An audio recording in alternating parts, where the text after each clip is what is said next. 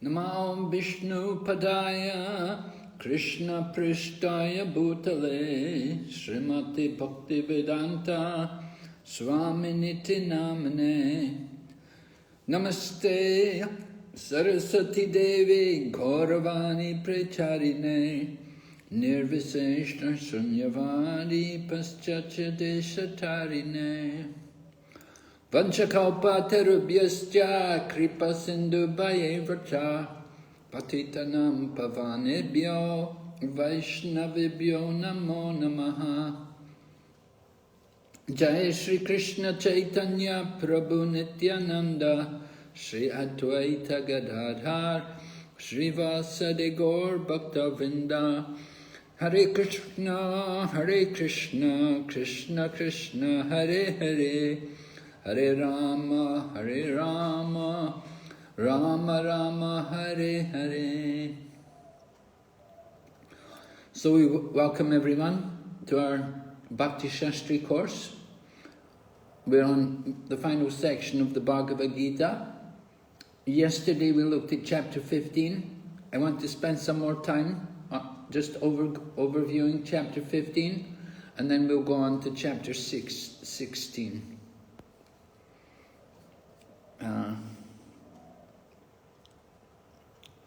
Maybe I'll share the screen and then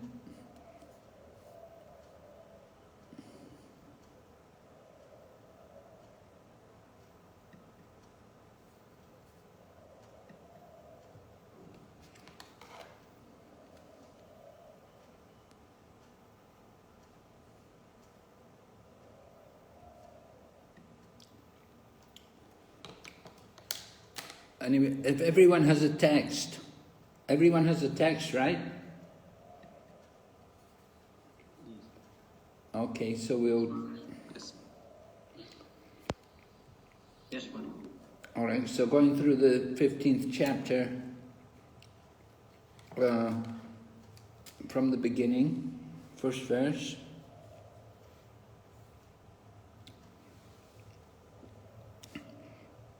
The purport, Srila Prabhupada's purport, if we look at the third paragraph, paragraph number 3 of the purport,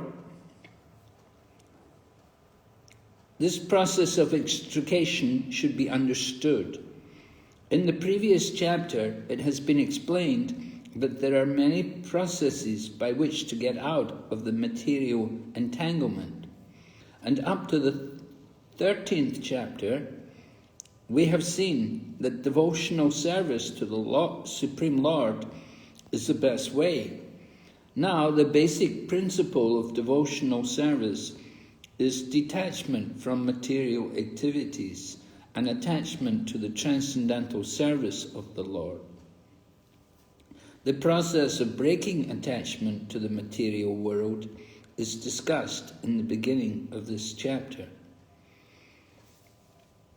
So, this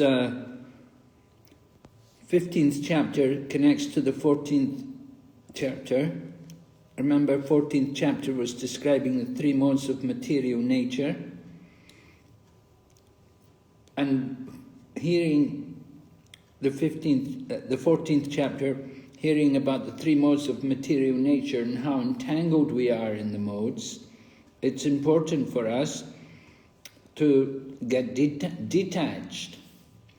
So as Prabhupada says, the basic principle of devotional service is detachment from material activities and attachment to the transcendental service of the Lord. So with this in mind, Lord Krishna is describing this imperishable banyan tree. Very special tree. Has its roots upward, branches down, and leaves are the Vedic hymns.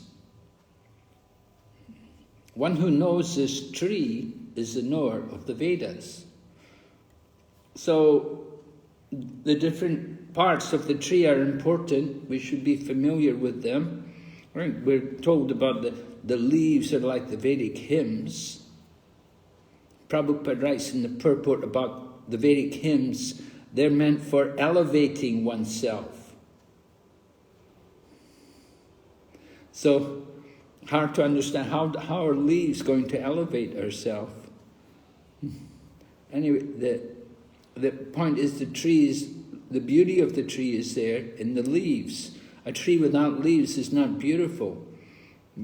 So the same way people become attracted to the material world, the beauty of the Vedas, the Vedic hymns, for enjoying. Then Prabhupada explains the tree's roots grow upward because they begin from where Brahma is located, the topmost planet of this universe. If one can understand this indestructible tree of illusion, then one can get out of it. So it's important for us to understand it. If we want to get out of it, to get free of it, we have to understand. So the root is up, and we hear that roots are all the way up to, they begin from where Lord Brahma is located. And then different parts of the tree are identified. We should be familiar with the different, for example, the fruits of the tree. Prabhupada explains here, the fruits represent the results of the living entity's activities, namely religion, economic development, sense gratification, and liberation.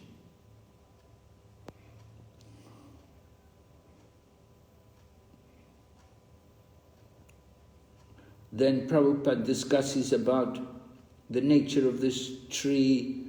He says, we do not see this kind of tree in the world, but then Prabhupada gives the example that this tree can be found beside a reservoir of water.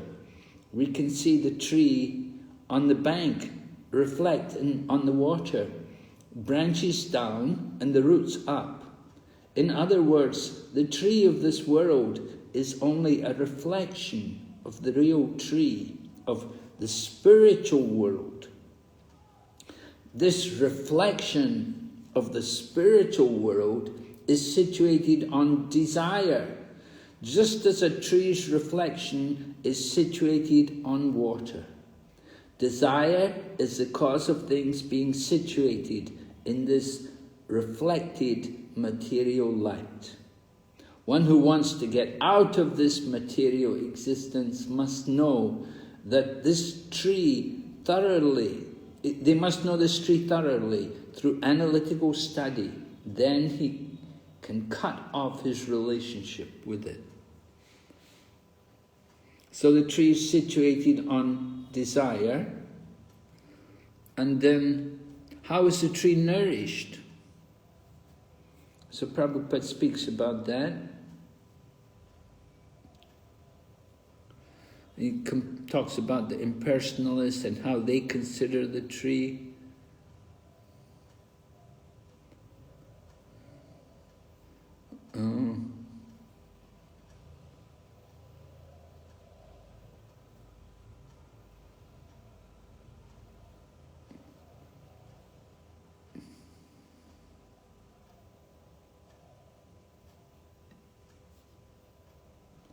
Okay, and the origin of the tree, the reflection is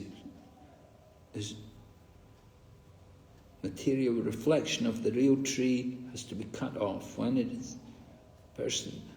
is said that a person knows the Vedas, it is assumed that he knows how to cut off attachment to this material world.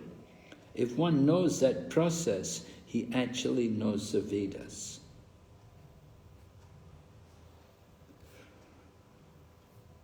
And then going on to text number 2, a little more information about the tree, that the branches are down, right?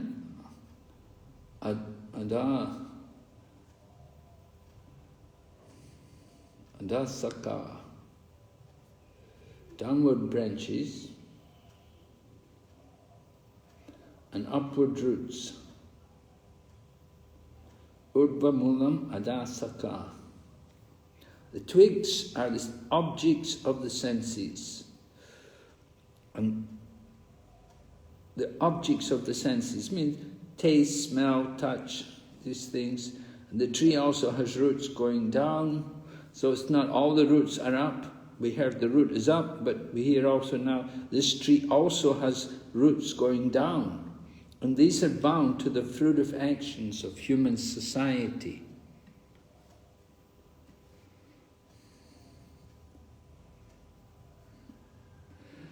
Then in the purport, in the first paragraph, Srila Prabhupada explains how in different parts of the tree, different living entities are situated.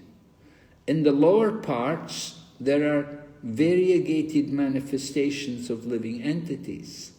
Human beings, animals, horses, cows, dogs, cats. These are situated on the lower part of the branches, whereas on the upper part, there are higher forms of living entities, the demigods, Gandharvas, and many other higher species of life. Then Prabhupada tells us how the tree is nourished. The tree is nourished by the three modes of material nature. So the three modes of material nature nourish the tree, and according to the influence of the different modes, the tree will be nourished in different ways. So in this way, different species of life are manifested. Okay.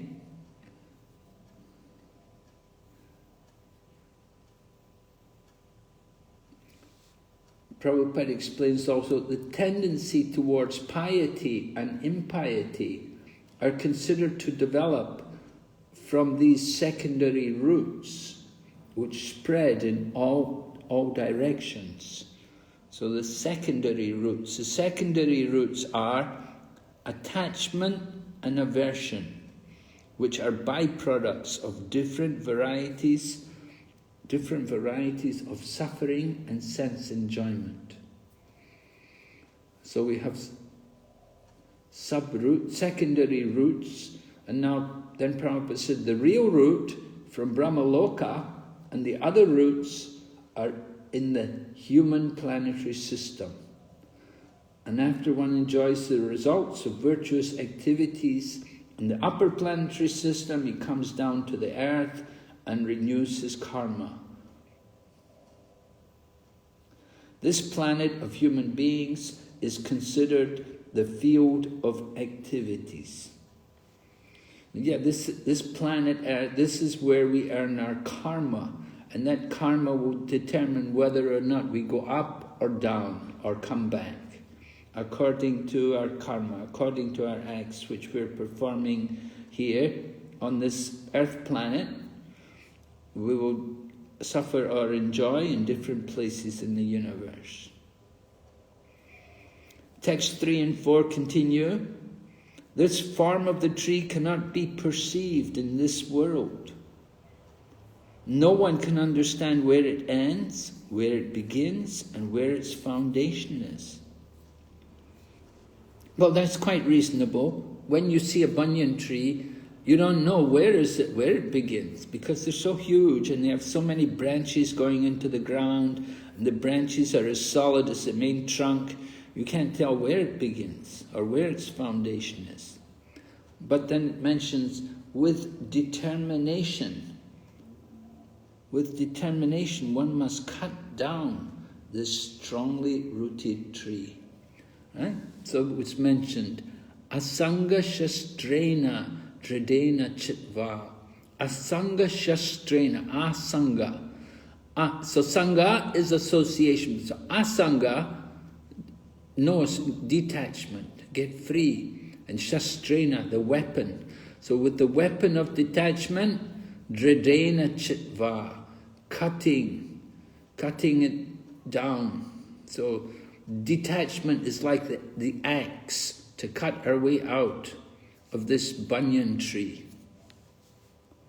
And we have to get detached. So Then Krishna explains, one must seek that place from which, having gone, one never returns, and there surrender to the Supreme Person. So Krishna introduces the concept of, Lord Krishna introduces to us, we have to go back to our real home in the spiritual world. In the purport, Prabhupada also comments, second paragraph, the word asanga is very important in this connection because the attachment for sense enjoyment and lording it over the material nature is very strong. Therefore, one must learn detachment by discussion of spiritual science based on authoritative scriptures, and one must hear from persons who are actually in knowledge. So Srila Prabhupada describes to us the process of detachment.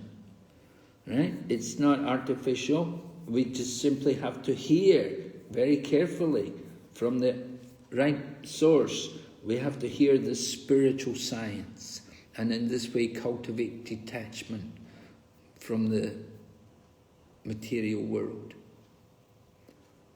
And then Prabhupada continues, as a result of such discussion in the association of devotees, one comes to the Supreme Personality of Godhead.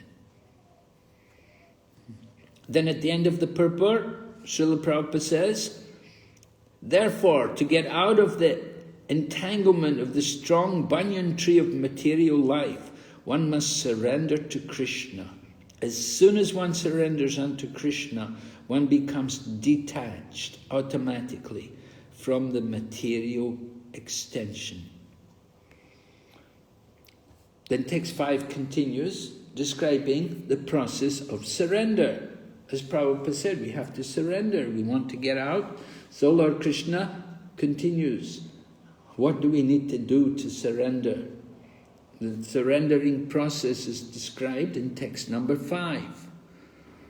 When one is free from delusion caused by pride, he can begin the process of surrender. So pride is the great enemy. Prabhupada says, pride is due to illusion. For although one comes here, stays for a brief time, and then goes away, he has a foolish notion that he is the Lord of the world.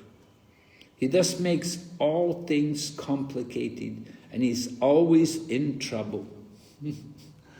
So, this is the nature of the proud person. So we have to be on guard, we have to be very careful to get free of all pride. We have that tendency, material nature, we become proud of our little contribution, our little bit of service. So Prabhupada goes on in the purport, he said, these faulty associations bind one to this material world. After this stage, one has to develop spiritual knowledge. One has to cultivate knowledge of what is actually his own and what is actually not his own. And when one has an understanding of things as they are, he becomes free from all dual conceptions, such as happiness and distress, pleasure and pain. He becomes full in knowledge. Then it is possible for him to surrender to the Supreme Personality of Godhead. So introducing the concept of going back to Godhead, Lord Krishna continues text 6 describing his abode. How to get to that abode, or what that abode is like. He wants us to be attracted, he wants to tell us about it.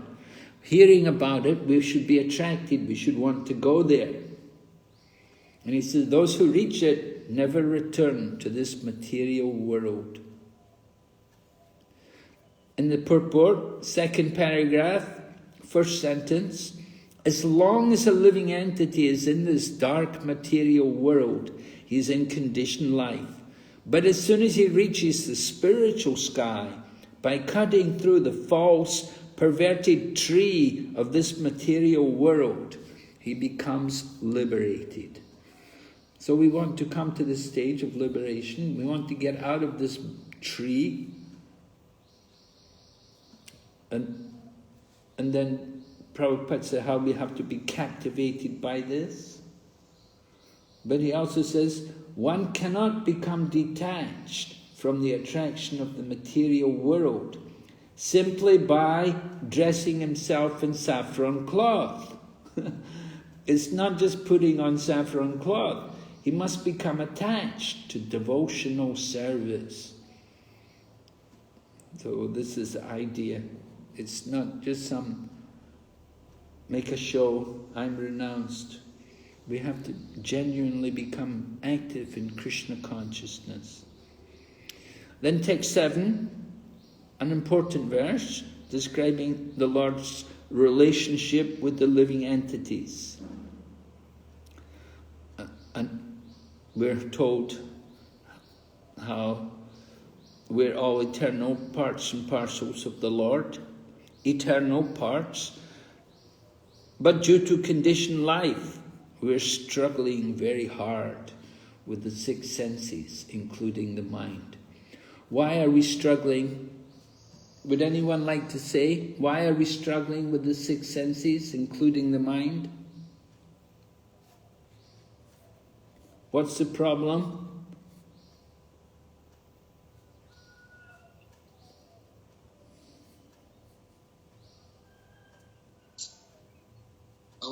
Sorry, Mataji.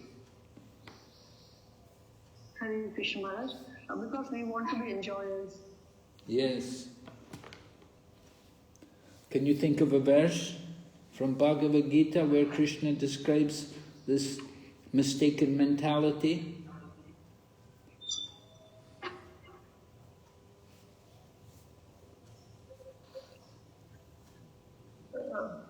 Is it Prakriti Kriyamana and Well, it might be. I'm not thinking of that one. I was thinking that in the 7th chapter, Lord Krishna describes, yet there is another nature of mind, which are all living entities. Right? Apariyamitastvanyam prakritim vidime param jiva bhuta mahabaho yedam daryate jagat. That we're thinking this world is for our exploitation.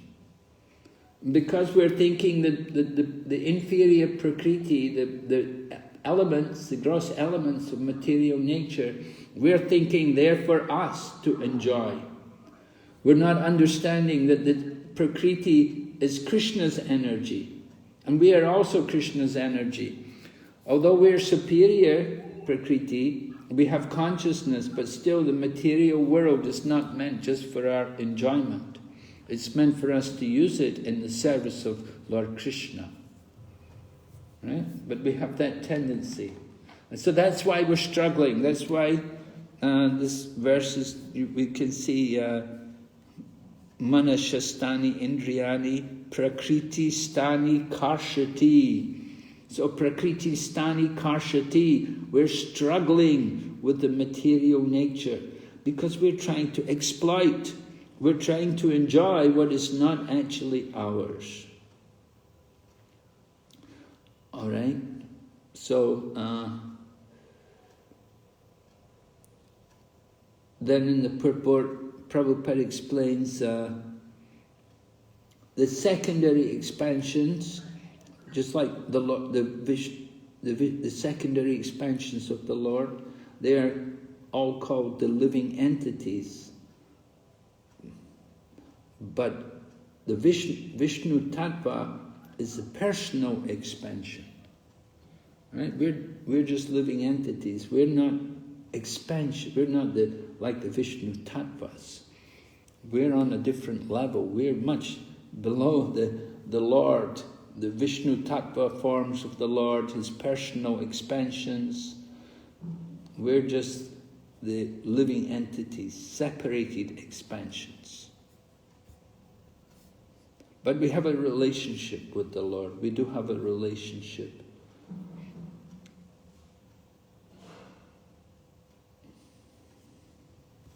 And when we get liberated, if the time comes when we actually achieve liberation, Prabhupada describes that when we go back to Godhead, you actually get a body like the Lord. The bodies which are given to the liberated souls are bodies like the Supreme Lord. He lives in bodies featured like the Supreme Personality of Godhead.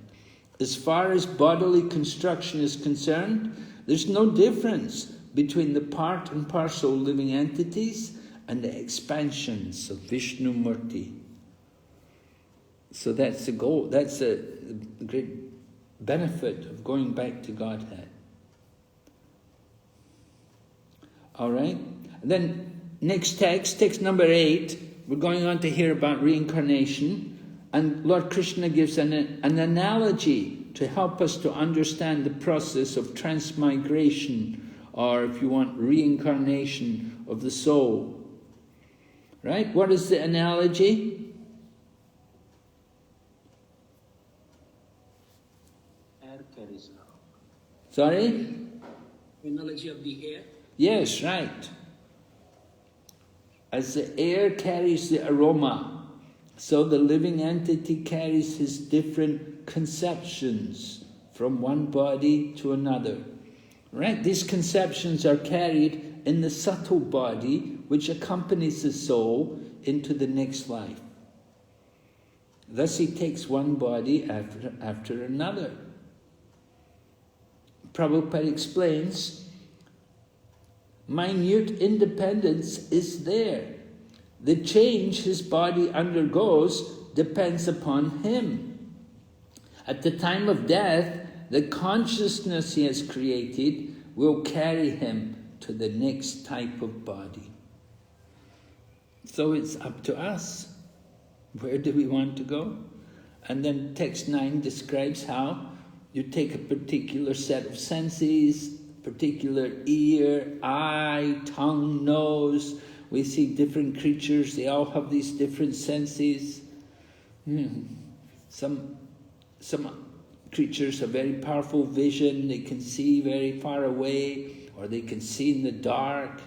And some have very strong ears, they can hear the slightest sound. Others have a very strong sense of smell. So Prabhupada explains here in the purport about consciousness. This is text number 9. On text number 9, Prabhupada is explaining about the consciousness. He said consciousness is originally pure, like water. But if we mix water with a certain color, it changes.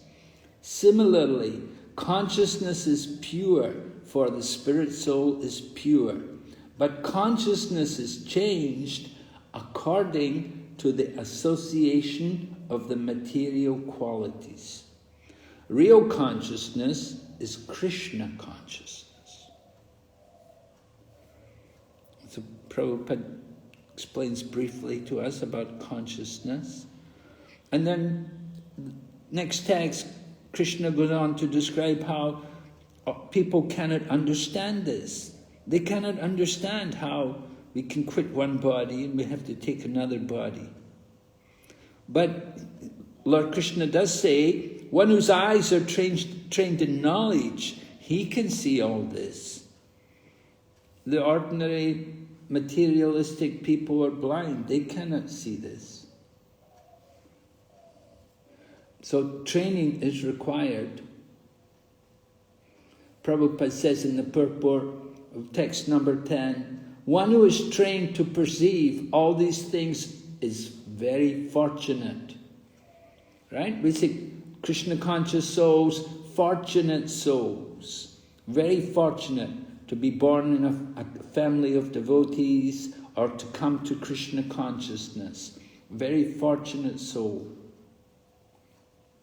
At the end of the purport, Srila Prabhupada comments, a person in such knowledge can understand how the conditioned living entity is suffering in this material existence. Therefore, those who are highly developed in Krishna consciousness try their best to give this knowledge to the people in general, for their conditional life is very much troublesome. Yeah, definitely.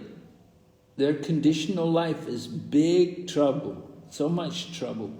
So the devotees have compassion and they do their best to try to awaken them to understand this philosophy of Krishna consciousness, to bring them out of their ignorance. Text 11 continues talking about how people cannot see this, but Krishna says that the transcendentalist, he can see it all. Those whose minds are developed, they can understand, they can see what is taking place. Then text 12 goes on to describe about how Krishna is the maintainer, how Krishna is maintaining everything.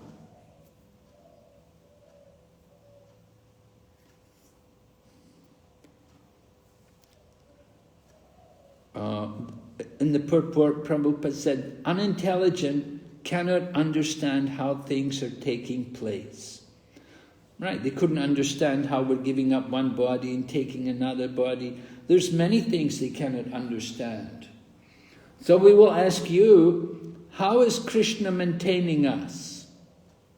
Can we have some examples? Can you think of some ways in which Krishna is taking care of us and providing for us?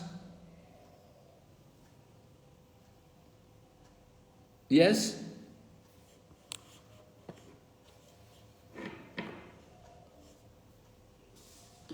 Indulika Mataji. Maharaj, he has given all the necessities for our life, Maharaj.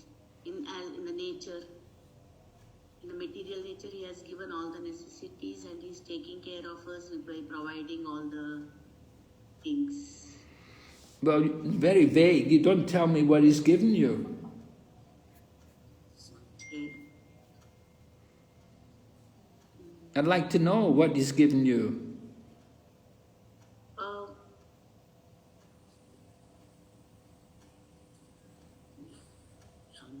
Nandalila Mataji would explain.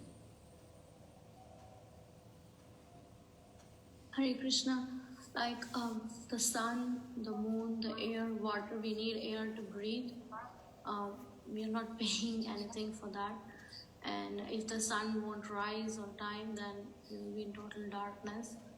And the trees won't grow. The whole system will actually won't work, it will collapse if these basic necessities are not there. Life won't be sustained. Okay. So why is the moon so important? Because it gives nourishment. It gives the taste for the all these vegetables and crops. The cooling light of the moon is very essential for the vegetation to grow. Okay. We don't hear about this from other people.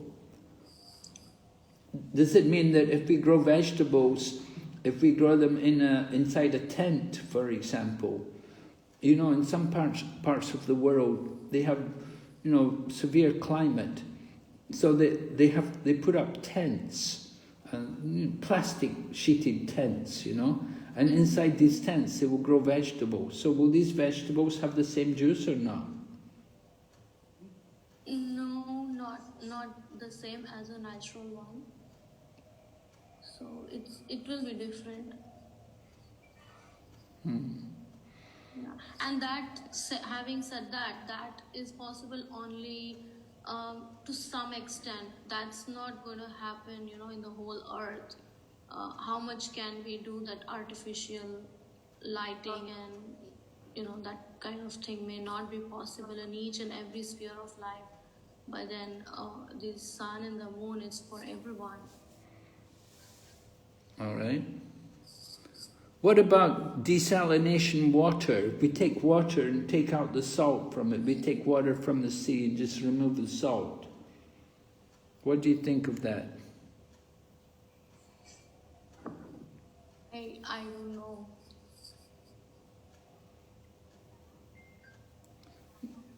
I mean, you mean like we drink that water? Yes. That water is used? I'm not sure about that. Okay. Any other things devotees can think of? Yeah, Leela Madhuri Mataji. Hare Krishna Maharaj. Regarding the sea water, Prabhupada said in one of the room conversation, only pounds of water can be purified. If we take the sea water and purify and use it for drinking, only pounds of water. Naturally, lots of water cannot be used for drinking. So only the natural way that from the sea water, the clouds will be formed and clouds will give rain. So that rainwater can be used. So everything is in the natural process which is being provided by Krishna. So if there's no rain, then we have no water to drink. Yes, Maharaj. You know, it has not rained here. I'm in Mayapur. It has not rained here for about maybe 2 or 3 months. The underground water, that also naturally it is being provided by Krishna himself. I think the underground water is all polluted and contaminated.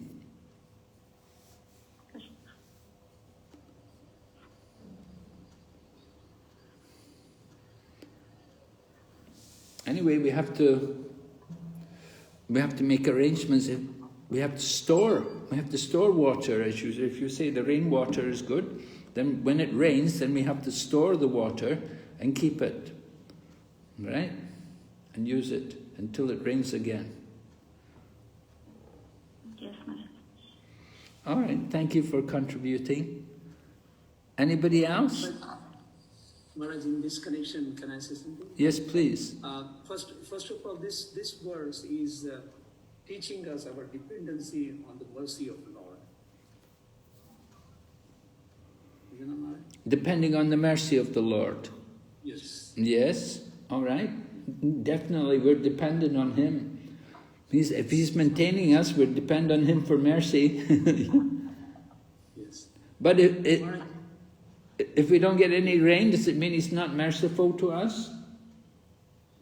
He is merciful, but depending on our karma, of the collective karma, certain places they have drought or...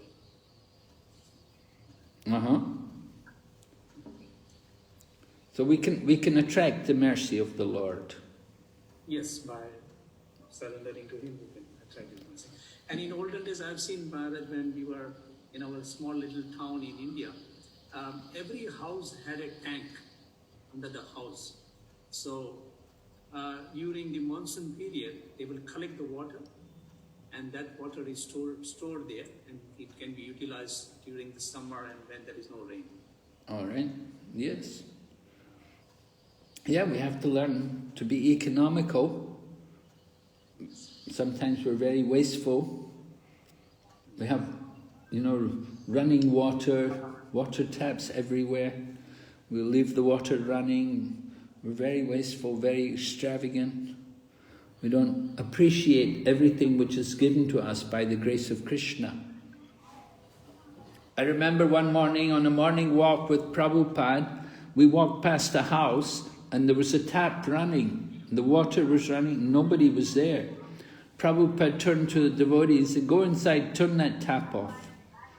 He didn't like to see the water wasted. So that's the nature of the pure devotee. They don't like to waste any of the resources of Lord Krishna. So use everything carefully.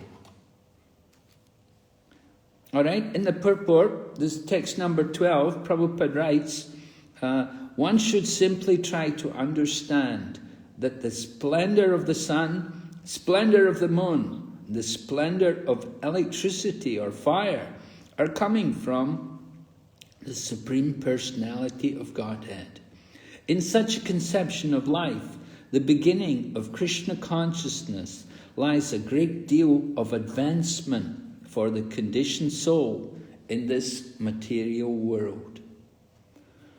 So Prabhupada is explaining how we can awaken some God consciousness in uneducated, ignorant people. If they can simply appreciate these things which are given to us, which are not the work of any scientist, they're given to us by simply the grace of the Lord. And we should recognize how He's doing so much to help us. And of course, he gives us the scriptures and he gives us so many other things. At the end of the purport, text number 12, without his mercy, there cannot be sun. Without his mercy, there cannot be moon. And without his mercy, there cannot be fire. And without the help of the sun, moon, and fire, no one can live.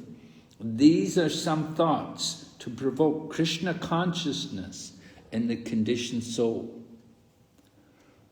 All right? So, in the purport, Prabhupada talks about the fire of digestion.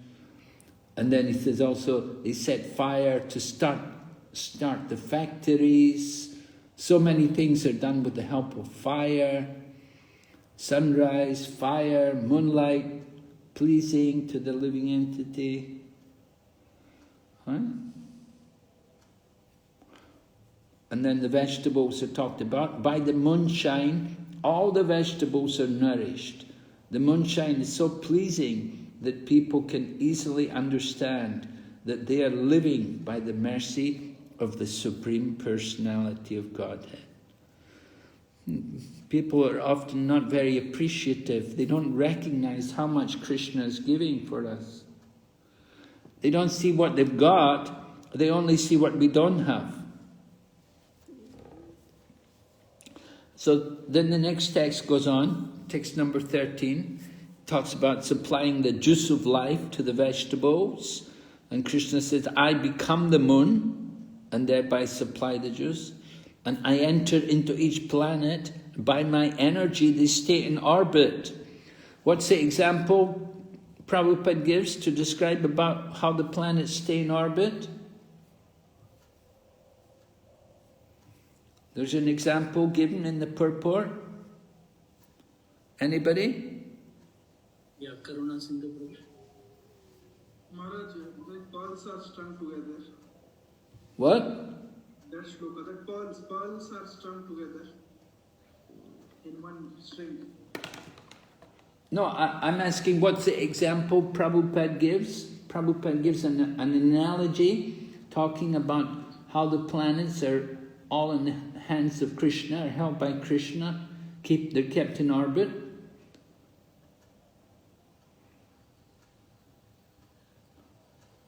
The example?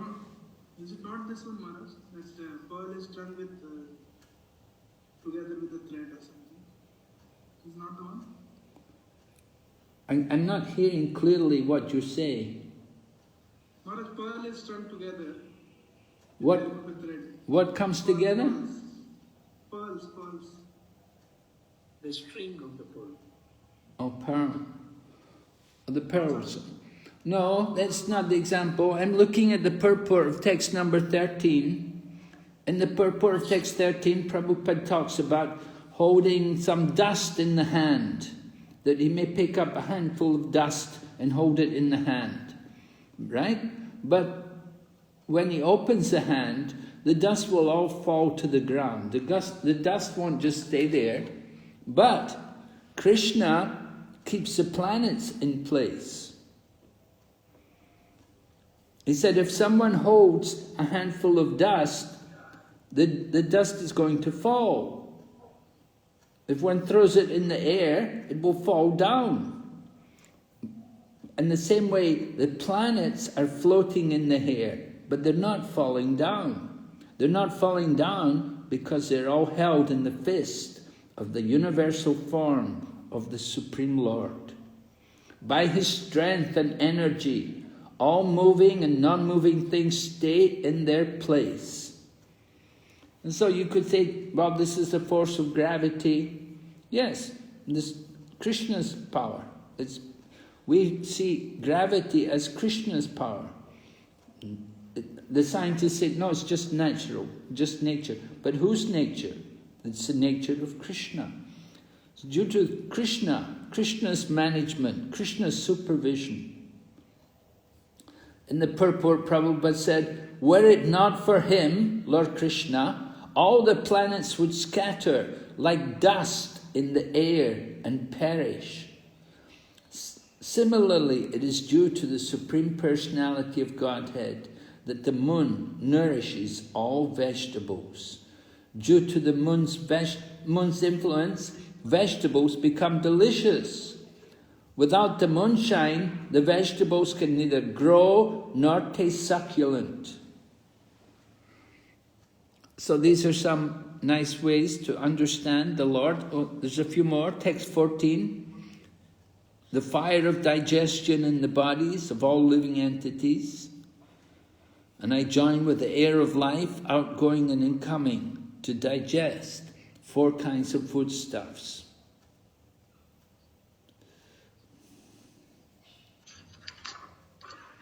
So without the grace of the Lord, we cannot digest food.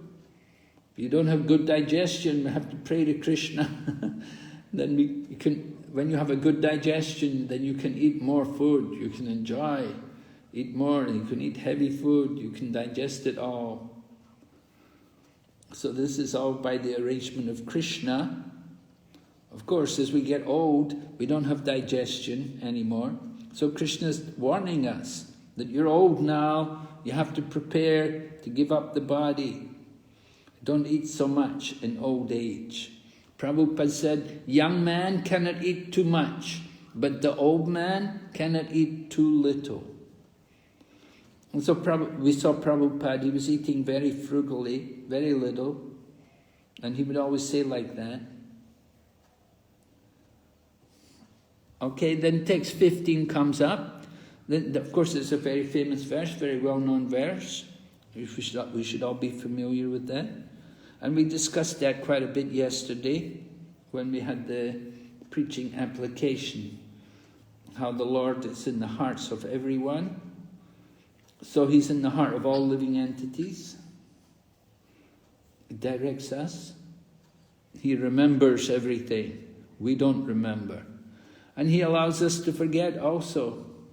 Sometimes we want to forget. Krishna allows us to forget. We heard yesterday, so we can enjoy more when we forget. And when we want knowledge, then Krishna also gives us. From the heart, Krishna will tell us, this is not good, or this is good. Go there, do that, this is very good. Or don't do that, this is no good. The Super Soul, the Lord in the heart, is speaking to us. But often we don't want to hear. We don't like to take His direction. So therefore, that's why we need also a spiritual teacher to direct us. The external form of the Super Soul is a spiritual teacher.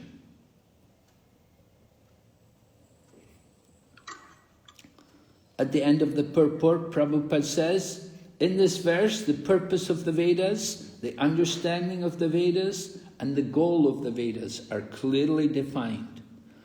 All right, and then text 16, 17, and 18, we have the Tri-Sloki Gita, and we hear about 2 kinds of living entity. One is fallible, and one is infallible.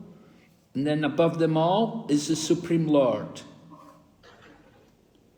And then text 19 describes the process of devotion, that we should engage in devotional service without doubting. And then text 20, the conclusion, the goal of devotional service. Whoever understands this will become wise, and his endeavor will know perfection. All right, any questions at all on this chapter?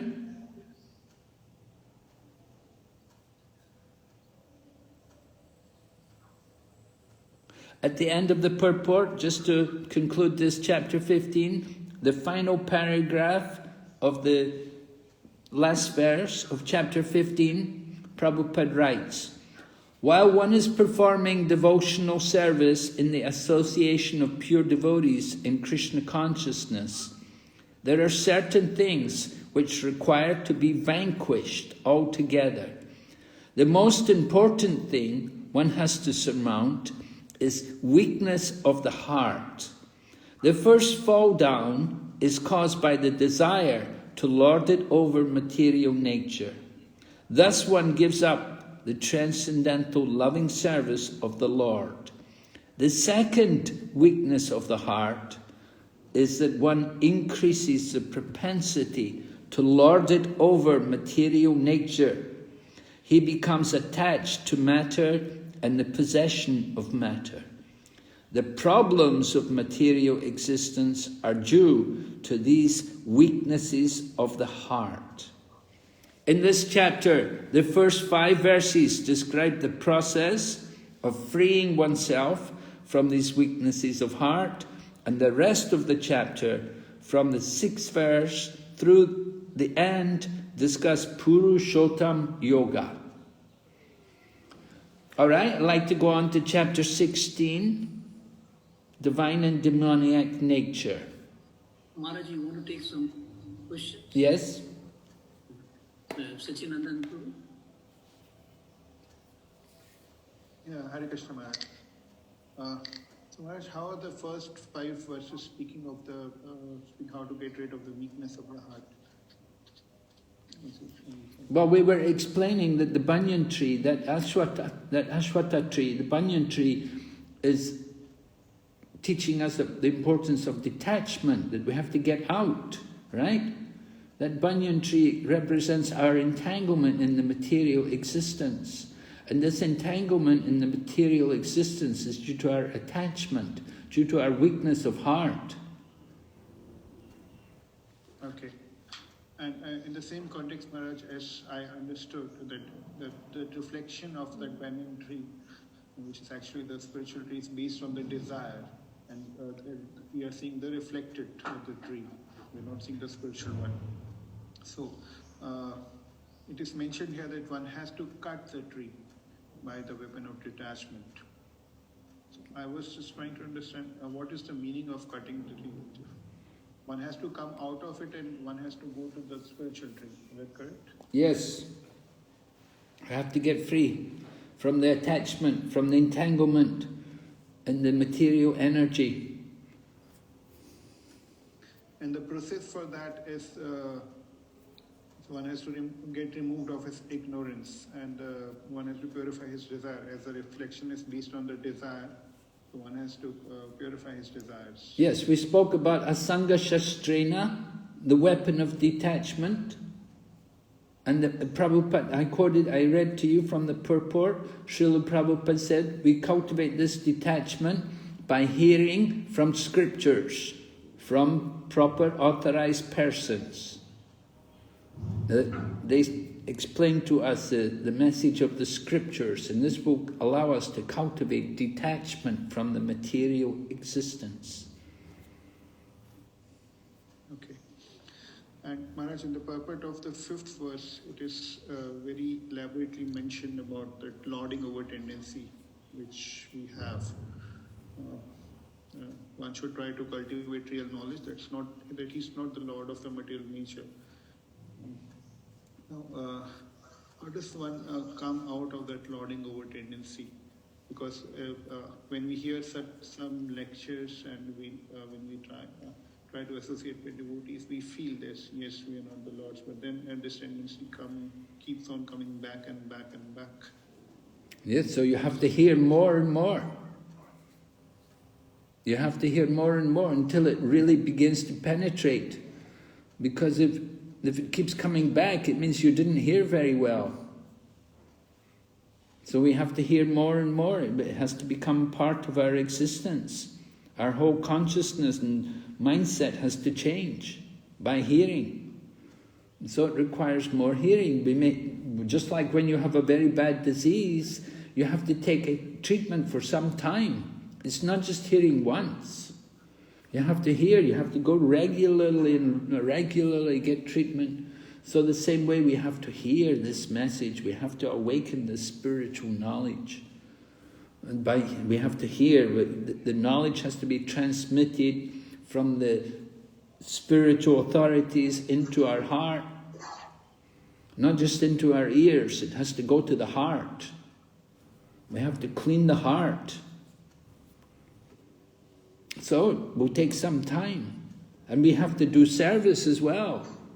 We have to engage. It's not just only understanding. When we actually understand, then we will take up active service. So surrender means positive engagement in the service of Krishna. You take up activities in relation to the service of Krishna.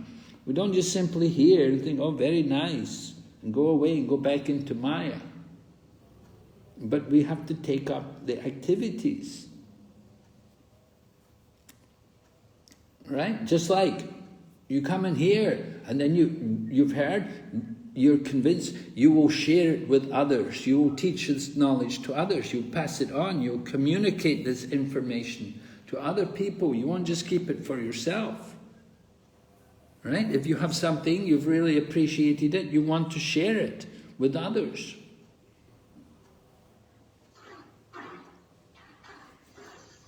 Yeah, thank you, Maharaj. Thank you. Maharaj, we have next Indulekha Mataji. Yes? Hare Krishna Maharaj, my question is from the 5th verse. Given that one has to cultivate knowledge of what is actually his own and what is actually not his own. What is the meaning of this, Maharaj? Because what is there our own, Maharaj? We own nothing, really. Well, certain things are given to us for the service of Krishna. Krishna gives you Krishna may give you proprietorship of something. He's giving it to you so that you can use it in his service. You have to take care of it. Just like we have... Body? Huh? Like body. Well, body. The body, of course, but and many other things also. You may have a family, you may have a home, you may have money. Your duty is to use it for Krishna.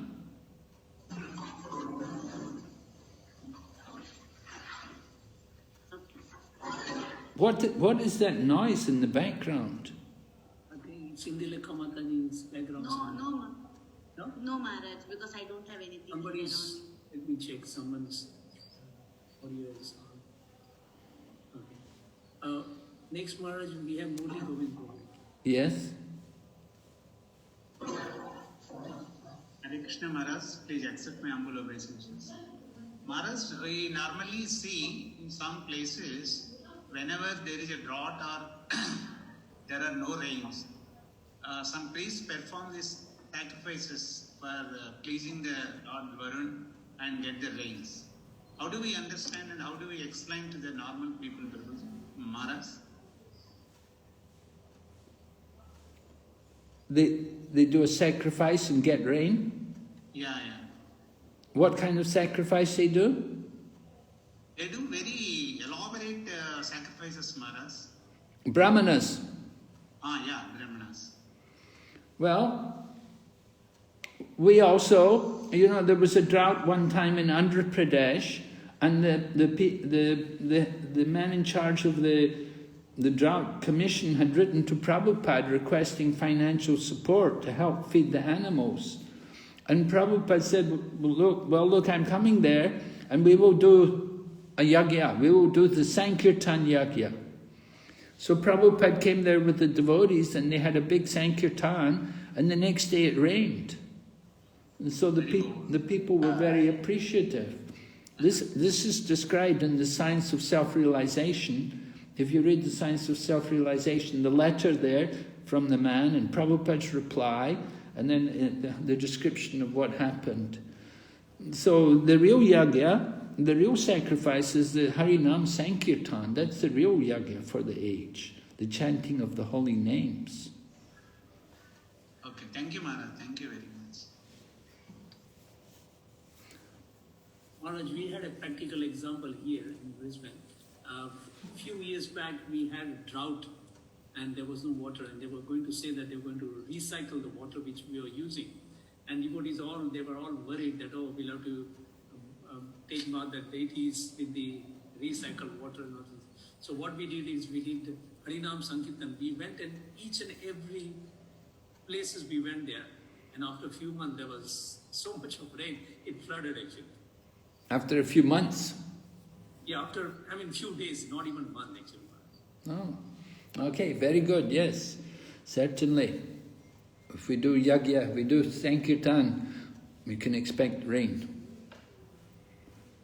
All right, can we go on now?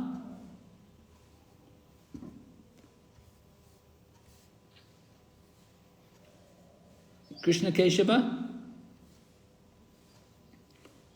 It's not there? Hare Krishna?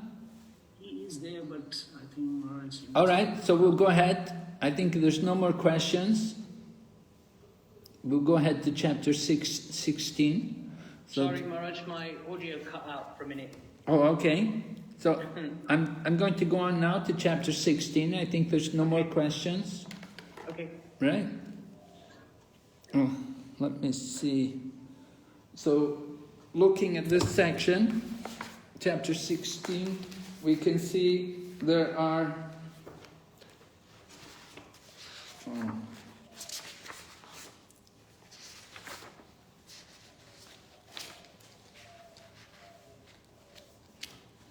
there are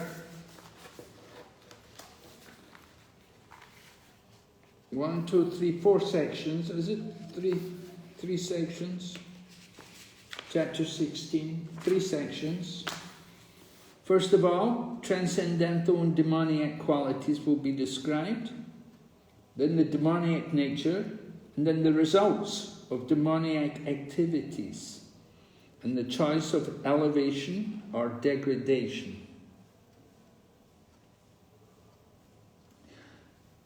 The relationship with the previous chapter described. Chapter 15 describes the banyan tree of the material world.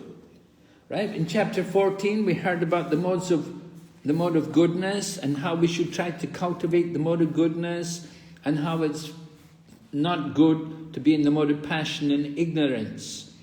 So how did that relate to chapter 15? In chapter 15 we told about the living entities higher up in the tree, right? The higher forms of life, like the demigods. They're like similar to the mode of goodness. And the living entities in the lower parts of the tree, you have the human beings, you have the animals, and like that, lower forms of life. So we're all passion and ignorance. Now chapter 16 is coming, and we have the divine and the demoniac qualities. So the divine qualities are the mode of goodness, and the demoniac qualities, they are the mode of passion and ignorance. So you can see the connection. 14, 15, 16, we have the mode of goodness being stressed, and we're being warned to try to get out of the mode of passion and ignorance. So Krishna is going to explain, first of all, the demoniac qualities and the mentality which drives one down to the lower regions, to hell. We'll hear about the divine, the demonic qualities and the divine. Let's see. So text number 1. Fearlessness, purification of one's existence, cultivation of spiritual knowledge, charity, self-control, performance of sacrifice, study of the Vedas, austerity, simplicity, non-violence, truthfulness, freedom from anger, renunciation, tranquility, aversion to fault-finding, compassion for all living entities, freedom from covetousness, gentleness, modesty, steady determination, vigor, forgiveness, fortitude, cleanliness, and freedom from envy are from the passion for honor. These transcendental qualities, O son of Bharat, belong to godly men endowed with divine nature. All right, so this is the beginning of the chapter. We're hearing, I think there's 26 qualities, divine qualities mentioned here. We'll read Prabhupada's purport. In the beginning of the 15th chapter, the banyan tree of this material world was explained. The extra roots coming out of it were compared to the activities of the living entities, some auspicious, some inauspicious. In the 9th chapter also, the devas are godly, and the asuras, the ungodly, or demons, were explained. Now, according to Vedic rites, activities in the mode of goodness are considered auspicious for progress on the path of liberation. And such activities are known as Daivi Prakriti, transcendental by nature. Those who are situated in the transcendental nature make progress on the path of liberation. For those who are actually in the mode of passion and ignorance, on the other hand, there is no possibility of liberation. Either they will have to remain in this material world as human beings, or they will descend among the species of animals, or even lower life forms. In this 16th chapter, the Lord explains both the transcendental nature and its attendant qualities, and the demoniac nature and its qualities.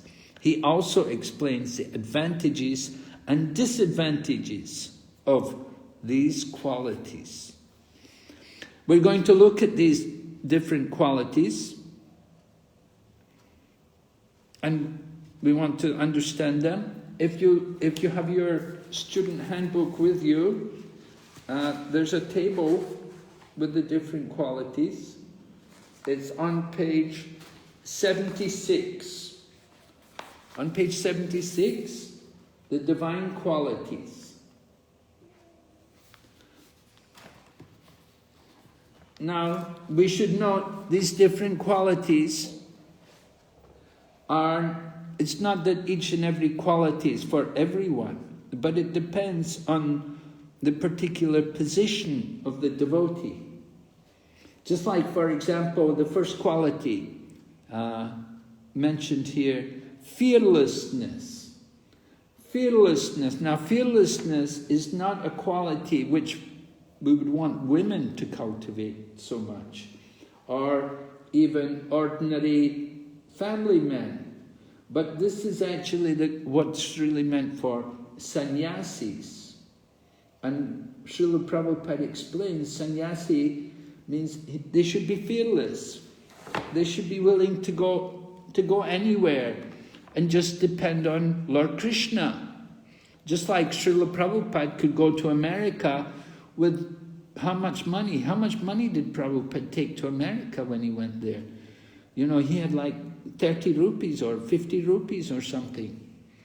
And then he sold some Bhagavatam to the captain of the ship, the Captain Pandya on the ship, Jaladuta. He gave him $20. And that was all the money he had. And Prabhupada said, $20 is just a few hours spending money in America.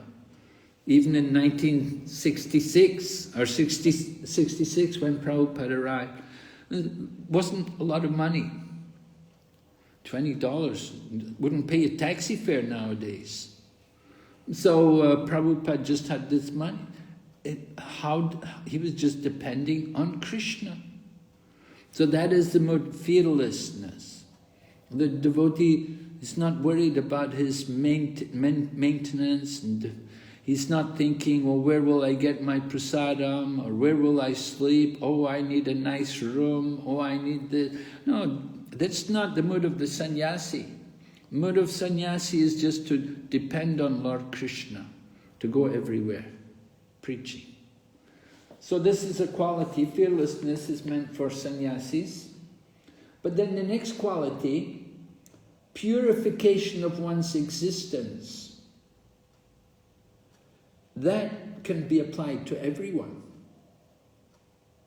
Everyone should want to purify their existence. But of course, especially sannyasis, strictly following the rules and regulations. That's what sannyasis are meant to do. They're meant to show that example. They're very strict in their standards. Wake up early, go to the morning program, see the deities like that, take part in all the activities.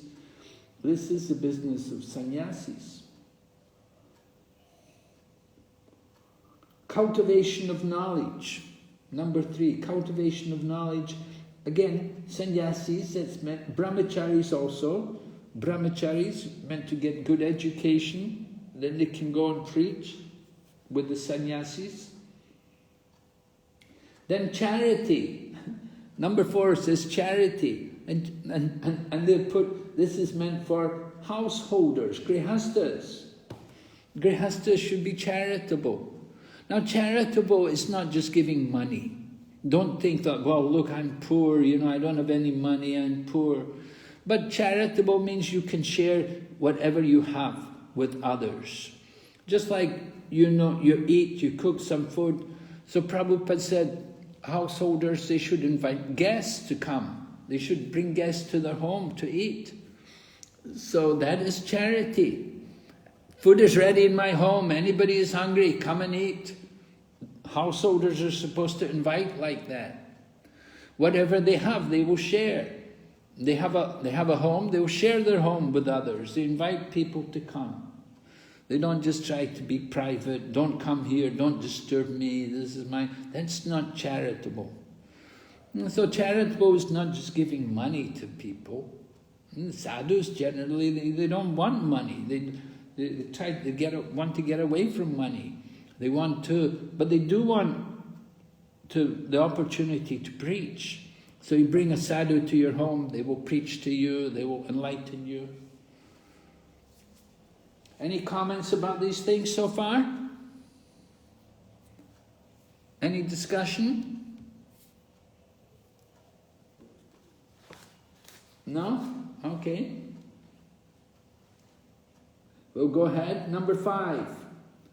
Self-control. And this is especially meant for grihastas, of course. Prabhupada would say, household life means it's like going to a feast and fasting. Why? Because there's always an opportunity for sense gratification in family life. You're living on your own, you have your home, and you can eat all kinds of food, you can eat whatever you like. So you have to be very careful. You can wake up anytime you like, you can be late, you can do all kinds of things. So very important to control the senses. Family life, Grihastha ashram doesn't mean you can be uncontrolled. You have to be very controlled. Number 6, sacrifice. This is again meant for everyone, especially grihastas.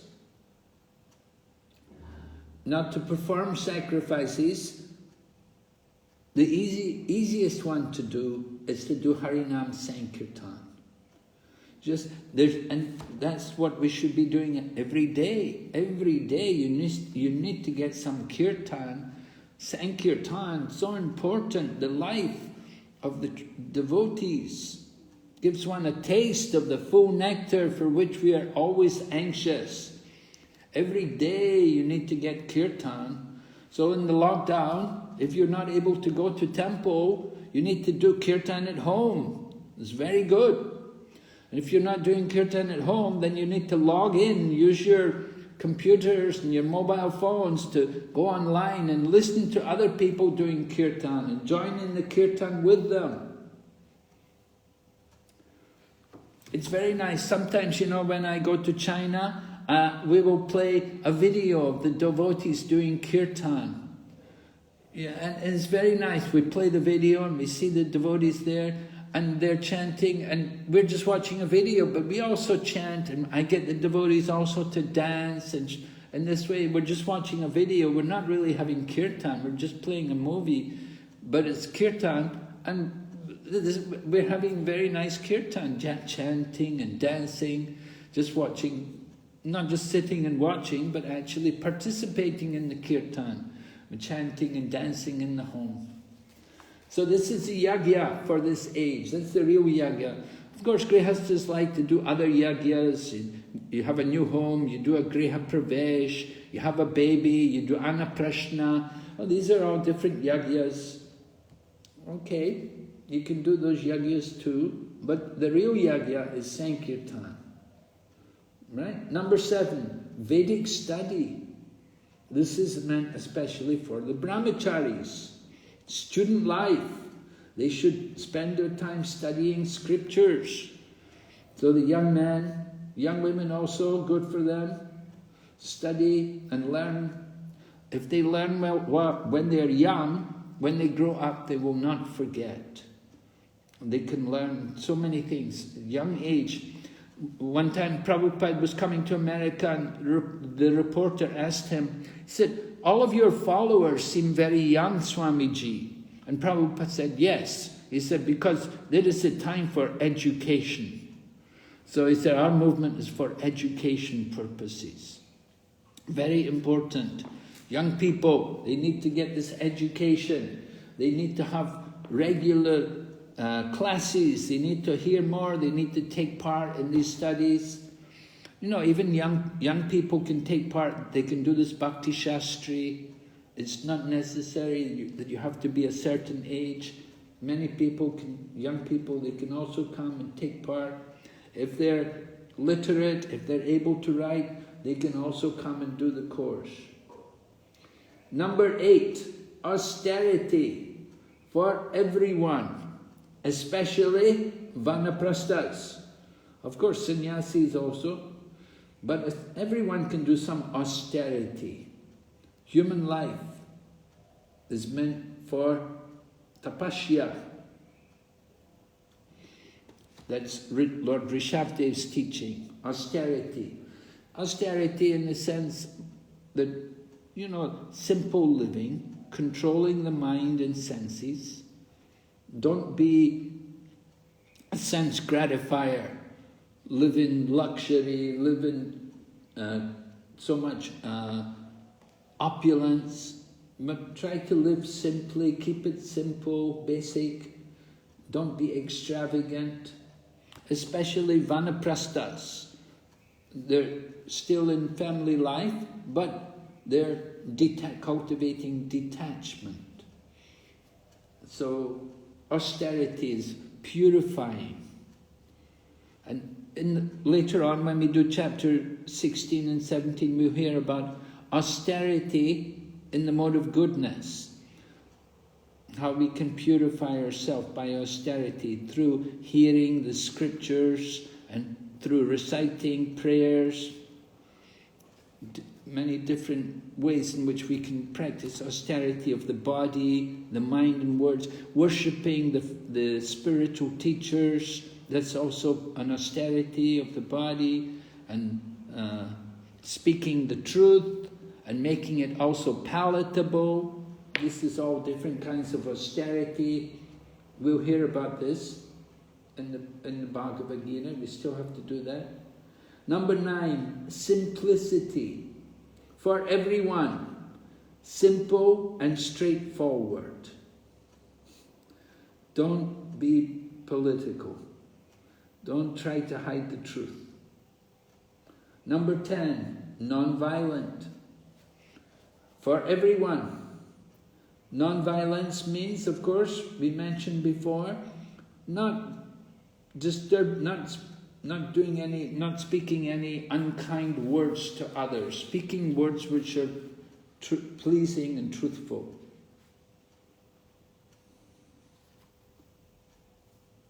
Number 11, truthfulness.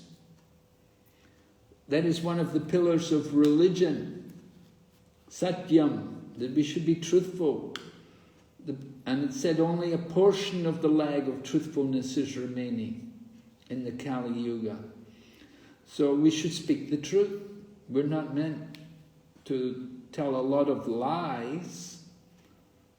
Sometimes you may have to lie, just like we see in the Mahabharata, Krishna wanted Maharaj Yudhisthira to lie. Tell Drona Ashwatthama is dead. Maharaj Yudhisthira didn't want to do it. So he was attached to truthfulness.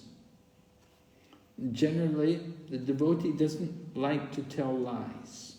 But some special case, Krishna wants, we have to do it.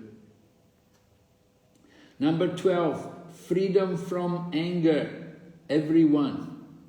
It's one of the gates to hell. Number 13, renunciation for everyone. Not just sannyasis.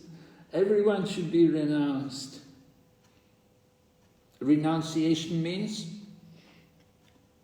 using everything in Krishna's service. Right? Rupa Goswami taught us yukta vairagya. renunciation, nirbandha Krishna sambandhe yukta vairagya uchate. That actual renunciation is to use everything in the service of Krishna. Then tranquility for everyone. We should be unaffected by disturbing emotions. Be peaceful, be equipoised. These things are mentioned. Then number 15, aversion to fault finding. This is one of the anarthas, dirty things in the heart. We don't want to make a habit of finding faults with people. We want to see our own faults. Don't see faults in others. See good in others and see faults in ourselves. Don't make a habit of finding fault. It makes so much trouble. So many problems come from this. Number 16, compassion for all living entities. Again, these are for everyone. Compassion. How to show compassion for living entities? We like to give prasadam, that's very good. We can also give the holy name. Chanting of the holy name is a very good way to show compassion on everyone. Let them hear the chanting of the holy name. And if there's an opportunity, we can also give spiritual knowledge.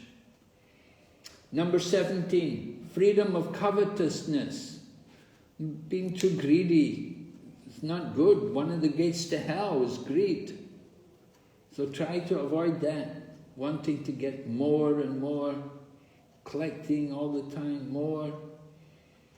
Then gentleness. Gentleness, being kind to everyone, not being harsh in our dealings, but making friends. It's important for us, when we go out for preaching, that we can make friends with people. Sometimes you just make enemies. Just everywhere you go, just quarrel and argue with people. Number 19, modesty. So modesty, like humility, pridelessness, being humble. Modesty, not proud. That's the point. One is very modest. He won't want to take credit for anything. He doesn't want to get recognition. He just wants to be engaged in Krishna's service. Number 20, steady determination. Another important quality, right? Nectar of instruction. One should be determined. Utsahan nischaya daryat. Enthusiasm, patience, and determination. So determination, we have to be very determined. If we are going to succeed in Krishna consciousness, we really have to have that determination. Then number 21, vigor. Well, and this quality is meant particularly for the Kshatriya, the managerial type, the administrator. They have to have vigor because they have to be able to give protection. They should be able to look after others. People may come to them for shelter. They should be willing to give that shelter. Number 22, forgiveness. Especially Kshatriyas, but everyone. We should be willing to forgive people for offenses, for minor offenses. Forgiveness. This difficult thing sometimes. People they say something to you, something very nasty. It's hard to forget, hard to forgive them. You know, the nature of this material world can be very harsh sometimes. We're very expert in giving pain to others. We don't realize the things we say sometimes are very painful. Number 23, fortitude. Again, all, especially Kshatriyas. Fortitude describes mental and emotional strength when facing difficult situations. So when we're in difficulties, we have to be strong. We have to keep the mind controlled. Cleanliness. All, especially Vaishyas. But everyone should give attention to cleanliness is next to godliness. That's a common saying. Prabhupada quoted it. So it's very important to keep clean, internally and externally. Number 25, freedom from envy. Not essential.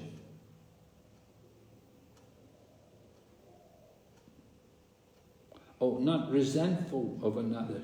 Sorry.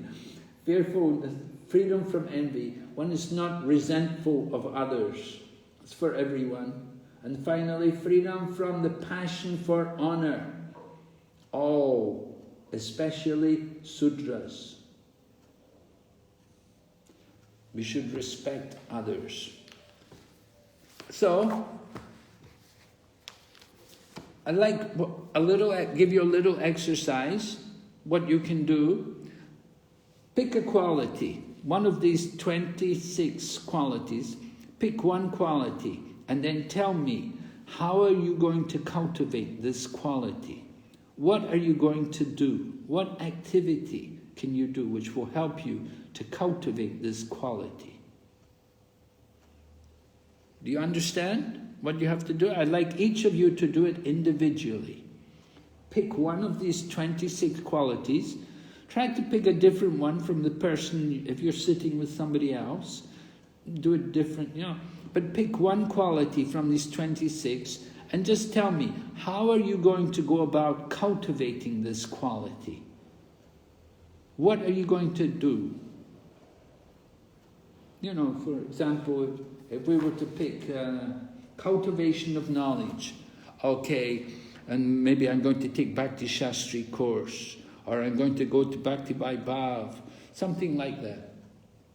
So just give you a few minutes to think about this, and you can all write down something, and I'll come back to you. I want to hear from you.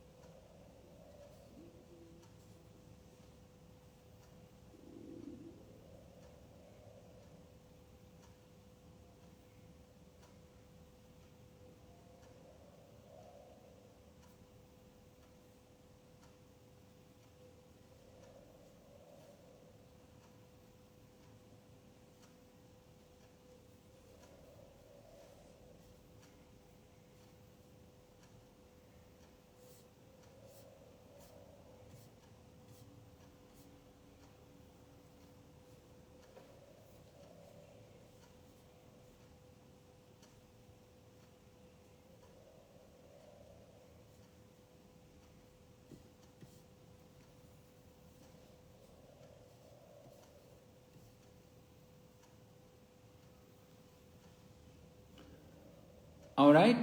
I don't think you need a lot of time to do this. I'd like to take some feedback. Can we hear from each devotee? Yeah, Harishwari Madhavi Mataji. Hare Krishna Maharaj.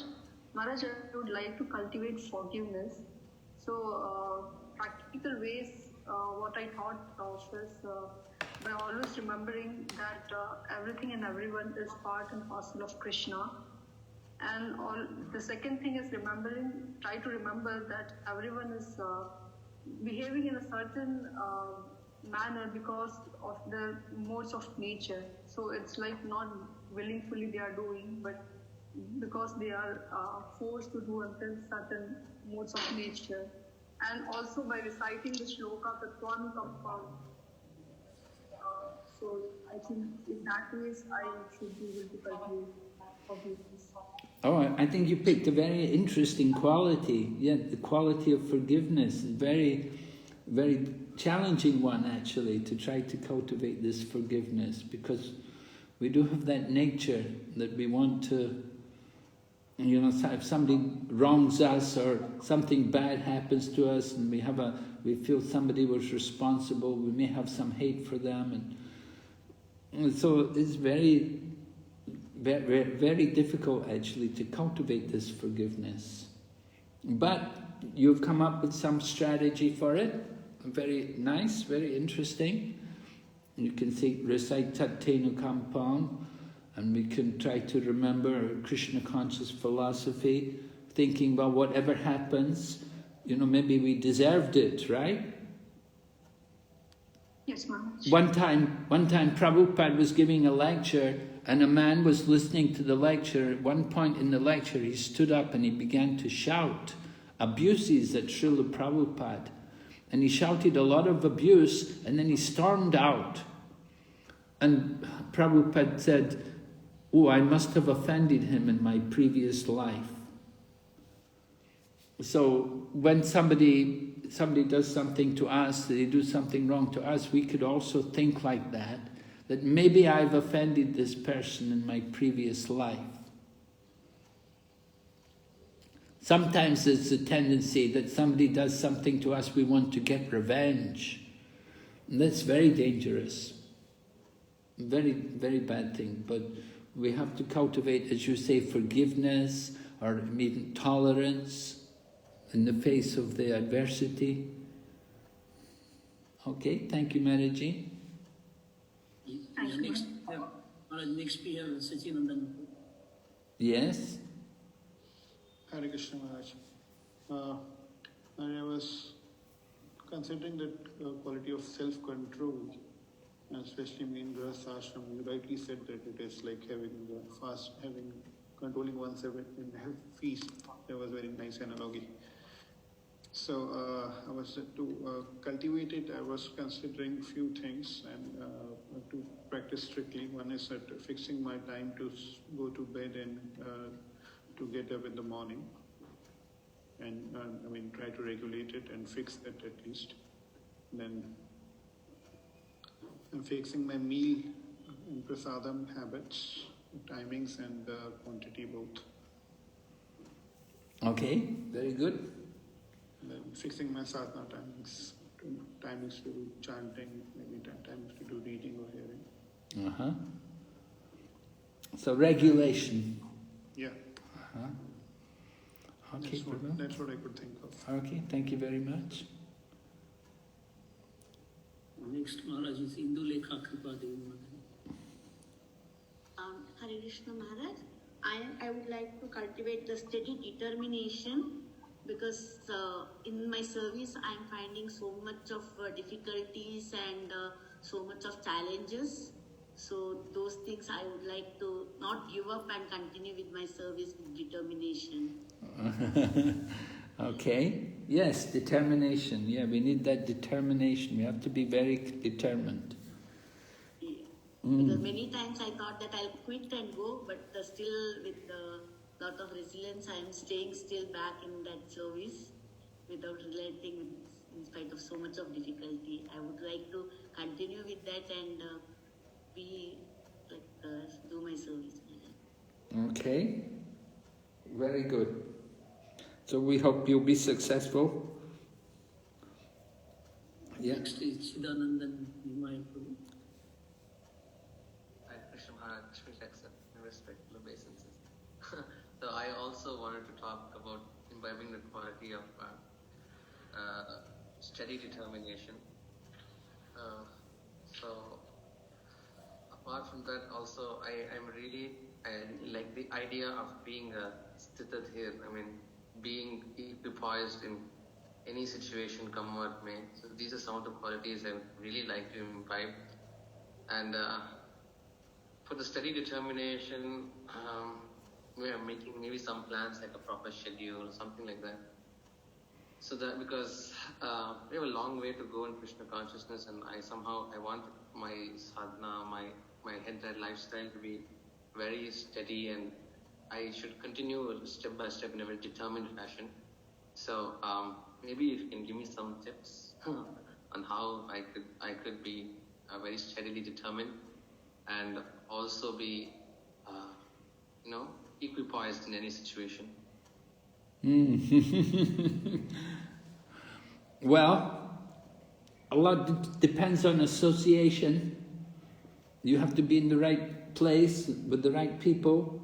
Then it certainly can make it a lot easier for you to be determined. If they're also like-minded, if they're also similar, then it's very helpful.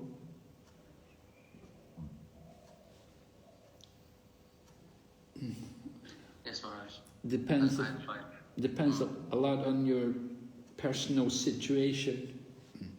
What are you doing? Who are you with? How day? Like that will affect how we act. But as much as we can, determination, well, we have to make commitments, and sometimes even make vows, even like that, just like when we become devotees, when we take initiation, we make a vow, to do these things. We have to try to keep these vows. We want to become very, very fixed in these things, that I made this promise, I have to do it. I have to stick with it. So sometimes like that, you have to renew your vow, renew your commitment. And sometimes, as you say, you could keep sadhana charts and checking, have a monitor, have somebody who's a monitor who understands your nature and who knows what your weaknesses and your challenges, and then they can check on you. You need to put yourself under some kind of authority who can really watch over you and check you. Right. That can also help you to be more determined. If you know you have to be responsible to someone, then you become more cautious, more serious. Yes, Maharaj. Okay. Thank you, Prabhu. Maharaj, we have Saurabh Prabhu. Yes. Hare Krishna Maharaj, General Pranam. Maharaj, few years back, I was writing a devotee's quality journal, and it helped me with 5 qualities which I have given out of these 26 qualities. What I used to do was, I write qualities of my 15 companion devotees, 1 quality a day, and in correspondence to that, I was also writing the application of that particular quality which I can apply in my life, and I used to contemplate on that particular quality for a day. So it helped me with 5 qualities: aversion to fault finding, that is 15, gentleness, modesty, forgiveness, and freedom from envy. So this is how I was helped before, and I maybe incorporate that plan in my life in few days. Okay, Prabhu. Very nice. So every day you have a different quality for 5 days, is it? No, for 15 devotees, I have chosen 15 companion devotees, Uh-huh. and I used to write 1 quality a day for each devotee. Just 1 quality of any devotee for 1 day. 1 quality for each devotee. Not for each devotee, Maharaj. Just it was like a roster. So after 15 days, another devotee come. It's the same devotee come. Oh. Just 1 quality of any devotee. And work on it for 15 days. No, Maharaj. Like I used to write a quality of a devotee for 1 day, and used to contemplate on that thing, and used to make my mind to how I can practically apply that thing at least for 1 day. Oh, for 1 day. Uh-huh. Okay. And it helped you, huh? Yeah, at that time it helped, Maharaj. then I forgot about it, and I can again start that. Okay. Okay, I just want to read a little bit to you from the purport here, the end of that purport for text 1 to 3, the final paragraph. Prabhupada talks, he said, all these 26 qualifications mentioned are transcendental qualities. They should be cultivated according to the different statuses of social and occupational order. The purport is that even though material qualities or material conditions are miserable, if these qualities are developed by practice by all classes of men, then gradually it is possible to rise to the highest platform of transcendental realization. Okay, and Prabhupada also picks up on the term which is given here at the end of the text number 3, abhijatasya, that it refers to one born of transcendental qualities or godly tendencies. So if you're born with these qualities, then it's so much easier. You know, if one is fortunate, you have a good birth, you're born in a devotee family, then it can be so much nicer. You can see from birth the children born in a devotee family, how by they just seem to have so much purity, and it's so everything is just so natural for them because their previous life, because they were blessed to be born in a devotee family. And so Prabhupada talks about begetting children in a godly atmosphere. This is the Garbhadan Samskar, very important to get good children in Krishna consciousness. So it's really, really important that our children become devotees. If our children don't become devotees, then who are going to be the devotees in the future? You know, we build all these temples, we're opening temples. No, hardly anybody living in the temple. Nobody often living in the temple these days. Of course, we have congregation devotees, but we hope we can keep devotees. We want the children to grow up to be devotees. It's very, very important. So we want to have quality children. And to get quality children, you have to do samskars. Jayapataka Maharaj would always tell his disciples about that. I hope you're doing samskars. We want quality children. And then you get these divine qualities by birth. And if you don't get them, then what happens? Text number 4 describes what happens when we don't do the samskars. Text number 4, pride, arrogance, conceit, anger, harshness, and ignorance. These qualities belong to those of demoniac nature, O son of Pritha. So we were talking about pride in the previous chapter. So here it's there also, not only pride, arrogance, conceit, anger, harshness, ignorance. They're not pleasant things. These things are very unpleasant. And this is the demoniac nature.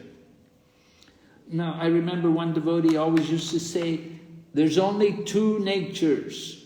There's only the divine and the demoniac nature.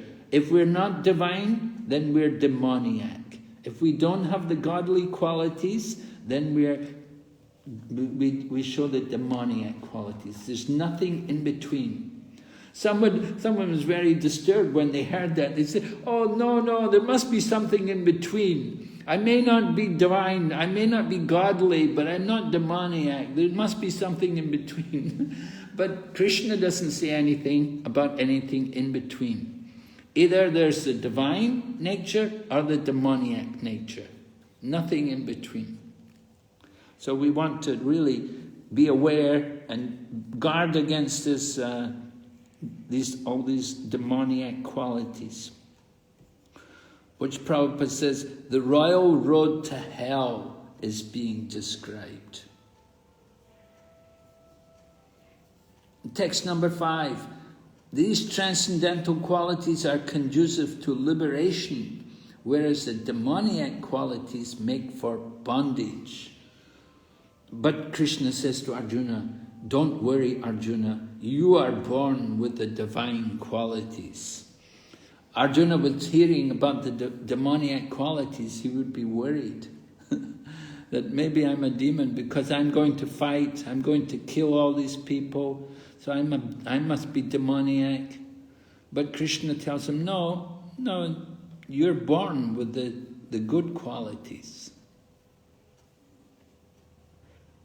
And Prabhupada explains that although Arjuna is a Kshatriya, that he's fighting and that his arrows are transcendental. His service is transcendental. Shooting arrows into the body. He's not a demon. There is no cause for Arjuna to lament. Anyone who performs the regulative principles of the different orders of life is transcendentally situated. So for Arjuna, it was the regulative principle to fight, to take part in the battle. So there was no fault on Arjuna's part. So Krishna is just he's encouraging him by telling him like this, that don't worry, Arjuna, you're a good person, you're okay. Text number 6, in this world there are 2 kinds of created beings, right? Only 2. Divine or demoniac. I have already explained to you at length the divine, now hear from me of the demoniac. So, very nice section actually. Prabhupada lectured on this section. You can see some Prabhupada's lectures. Text number 7, very nice one. Pravritim cha navritim cha. Right? Those who are demoniac, they do not know what is to be done and what is not to be done. And Prabhupada, in one lecture, he said, we are educating the devotees, we are educating people in Krishna consciousness to change the quality of the pavriti and nivriti. Before becoming devotees, we had all the bad qualities. And we were thinking, this is good. We were thinking, drugs and sex and alcohol and meat eating and everything, all sinful life. We're thinking, this is very good. And we were thinking,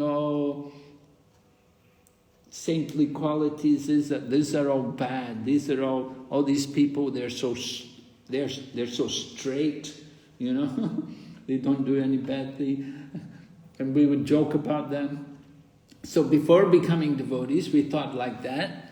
But then after becoming a devotee, then we change. So the quality of the pavriti and the nivriti, what we do and what we don't do, it changes. After becoming devotees, people offer us alcohol, and we say, no, I don't smoke, I don't drink, I don't take these things, I don't even drink tea, I don't even drink coffee. Right? So the quality changes by Krishna consciousness. So before becoming devotee, we had the demoniac qualities, but by becoming devotee, the quality of this pavriti and nivriti is changed. But for the demon, for those who are not devotees, neither cleanliness, nor proper behavior, nor truth is found in them.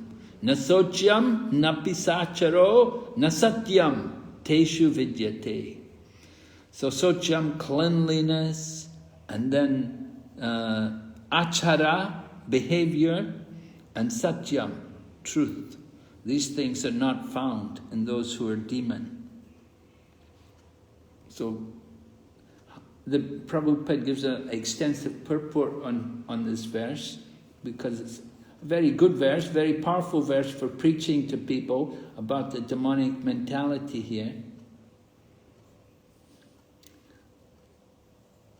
Prabhupada explains there, the demons do not know the scriptural rules, nor do they have any inclination to follow them. This is another big difference between the divine and the demoniac qualities.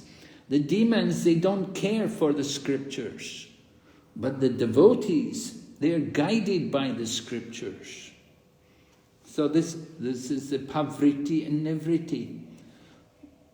It's like that verse in Bhagavad Gita, they talk about what is day for all beings is night for the introspective sage. Different. We see things in a very different way.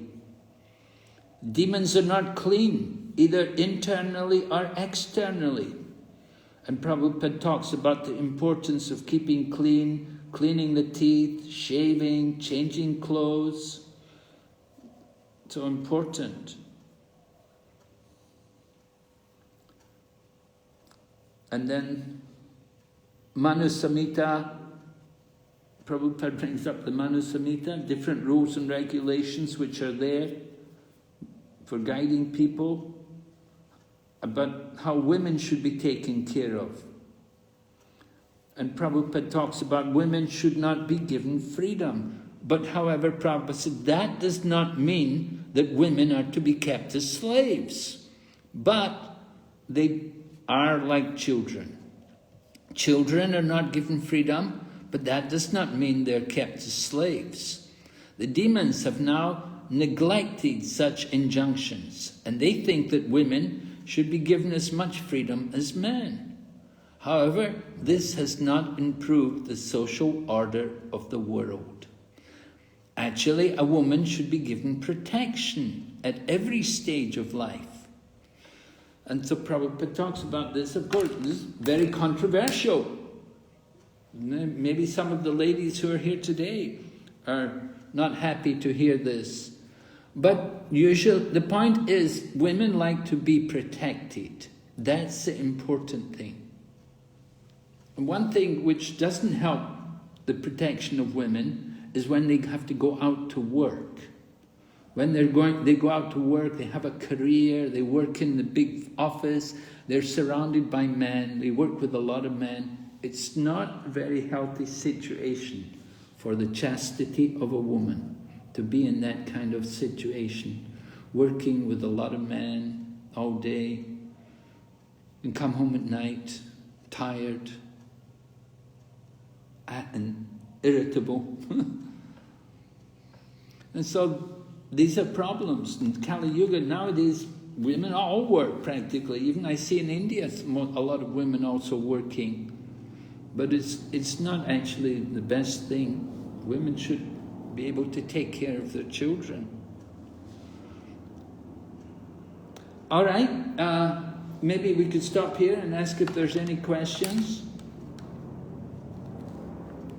Sorry, there are two hands raised. Yes?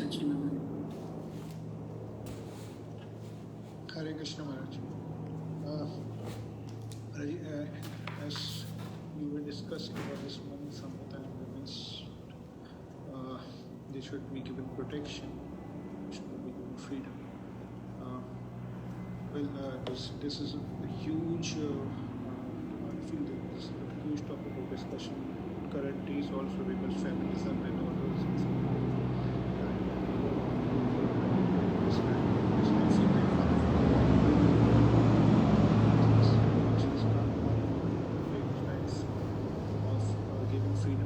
This is because the women were treated as slaves previously, and thus there are two sides of the same coin. They were either treated as slaves previously, and now they want freedom, but they were not treated properly. This is the reason that they are trying to achieve freedom. Women want freedom because they were obviously mistreated. So, what is the correct understanding of this? That it should be given should not be given freedom, and they should not be slaves also.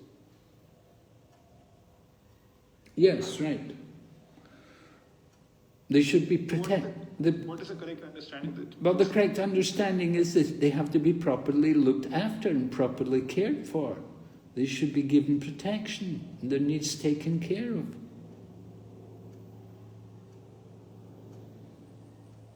But nowadays, the modern women, when you give them the concept of being a housewife, they rather repel it because they do not like that concept. They want some liberations, they want equal laws for them, and they want the freedom because they feel like suffocated at home. So this is the usual conception of modern women. So, well, not all women want that. A lot of women are quite happy to be at home after they go to work for a while. yes, After they've been going to work for a while, they're quite happy to stay at home. Yes, the concept does change after getting married, and if they are satisfied with the family, the conception does change a bit. It also happens with few Matajis I've seen, but generally the mass of the women, if we see, they want to be working. That's what we have seen in the modern, especially in this, obviously developed cities or something like Delhi. This culture is coming up very fast. So what is the correct understanding and how to explain this to such Matajis? Well, like I say, it's a controversial point. You know, if a woman has already been indoctrinated into that kind of lifestyle, if they've already got a taste for what they call modern living and the high life, you know, and associating with a lot of men, then it might be very difficult to change them or convince them that their situation is not very good. What should actually happen is people should be brought up in that kind of understanding, that they should see their mother at home and they should also want to be at home. They should want to be married and have children and take care of their children, not that they go off to work.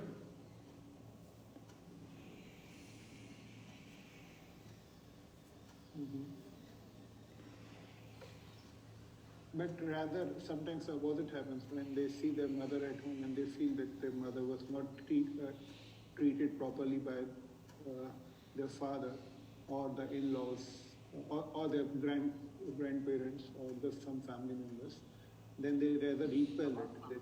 They say that I do not want to be like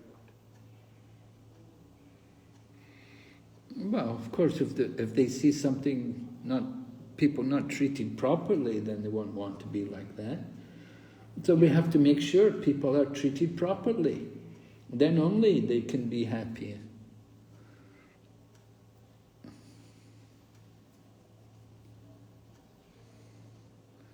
So what is the proper treatment for the Matajis? What is the responsibility of the head of the family, females of the family properly? What is, in the scripture, proper treatment? Well, the head of the family's got to look after the family. He's got to meet his responsibilities, his commitments, make sure everyone is kept happily engaged and that they're taken care of, their needs are taken care of.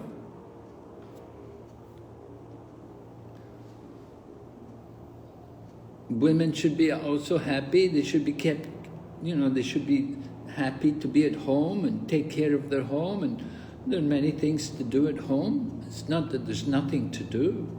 There's so many things they can do. And the ladies also, and they can associate with other ladies. The ladies come together, meet together.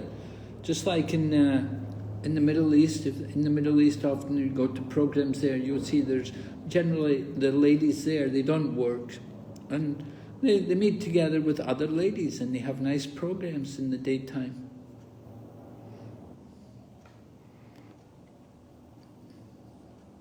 Okay. And you see that ladies in this kind of lifestyle can be very happy, and they have friendship with other ladies, and they meet together, and they have bhajans and classes, and so they're not short. They're not suffering.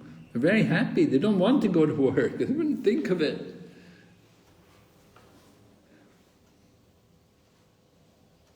Okay.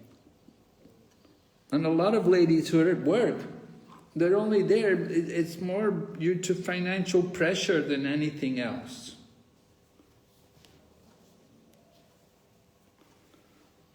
The problem comes, the financial pressures, the needs. The different needs, what they think they need. We need this car, we need the new house, we need the children going to a better school, and they need, what they think they need. And to get it, they work. And they go off to work, working all day. And the home suffers. The home atmosphere is lost. So like if the husband is not able to support the family financially properly, then women have a need. Yeah, well, the problem is that the demands are greater, maybe, than what the husband's able to meet. Okay. They have, like, if you in countries like in China, they have they do propaganda. They say men and women are equal. You see, and the idea is the woman should go to work. So this happens in China. You know, all the women go to work. Men also go to work. But Prabhupada said this is actually cheating. This is taking unfair advantage of the ladies, because the ladies are the one who have to give birth to the child. The man doesn't give birth to the child. It's the woman who gives birth to the child. And she's also and if she's also going to work, and she's going to work and she's carrying the child, you know, then it's not very easy for her. It's very difficult. And because women go to work, that's why you have things like people, I don't want a child, they have abortions, and so many other things they do so that they don't have children. It makes a very demonic civilization. Right? Yeah, thank you much. Just another question from another topic, if I can ask. Yeah. This is regarding the divine and demonic qualities. As we're discussing about the demonic qualities, I was just considering one is generally a mixture of both divine and demoniac. Sometimes the divine one comes up, or sometimes the demonic one comes up. So you mentioned that one can either be divine or he can either be demoniac. Yes. He cannot be in between. But generally we see that in our own character, in my own character, I see that I'm somewhere in between myself. Sometimes. Well, sometimes we display the divine quality, and sometimes we display the demon. It's like there are two in our heart. You know, like two wolves in the heart. One is the good wolf, one is the bad wolf. So, which one is going to be prominent will depend which one we feed. You know. Sometimes the demon comes up, sometimes the devotee comes up. And so we're like that. We're always trying to struggle with the two sides. That's why Lord Chaitanya was told by Lord Nityananda that in this age you have to be merciful. In previous ages, Krishna killed the demons, but in the Kali Yuga, he cannot kill the demons because the demon and the devotee are both in the same body.